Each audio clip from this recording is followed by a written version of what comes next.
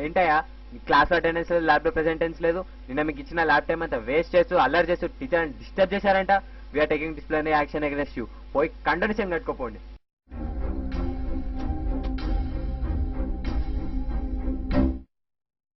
దీని మీద ఒట్టేసి మీకు మా కండోనేషన్ పడడానికి ఏ సంబంధం లేదని ఒప్పుకోండి. ఏంటయ్యా నిన్న అటెండెన్స్ వేయకుండా ల్యాబ్ లో నుంచి బయటికి గెంటేస్తే 40 మంది స్టూడెంట్లు ఉచ్చబోసుకోవడానికి కూడా తీరిక లేకుండా నీ కోసం తిరుగుతూ ఉంటే ఏంటి ఏమైంది అని ఒక్క మాట కూడా అడగలేదు. ల్యాబ్ లోకి వెళ్ళిన స్టూడెంట్లు ఎక్స్పెరిమెంట్ చేసినా చేయకపోయినా ఫెయిల్ అయినా వెంట్రుకతో సమానం అని ఊరంతా షికార్లు కొడుతూ తిరుగుతున్నావు. మంచివేనా నువ్వు? నోర్మై టూ మచ్ చేస్తున్నావు. పొద్దున్నే 8:20 కల్లా గేట్ బంద్ చేసి లోపలికి రానివ్వకుండా నువ్వు అడ్డు పడతావు. ల్యాబ్ లోకి వెళ్ళక ముందే పరిగెత్తుకుంటూ వచ్చి రికార్డులు లేవని అటెండెన్స్ వేయకుండా నువ్వు అడ్డు పడతావు. ఏంటయ్యా ఎలా అయ్యా అటెండెన్స్ పెరిగేది? ఏ ఊళ్ళు మీ అందరివి? ఎవరా మీకు ఉద్యోగాలు ఇచ్చింది?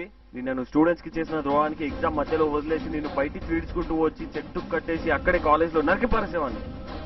కానీ నువ్వు ఉంటున్న ఈ కాలేజు ఈ సర్టిఫికేట్ల రా నిన్ను ఇంకా కాపాడేది. వన్ సైడ్ గేమ్స్ ఆడతారా ఒలి చేస్తా.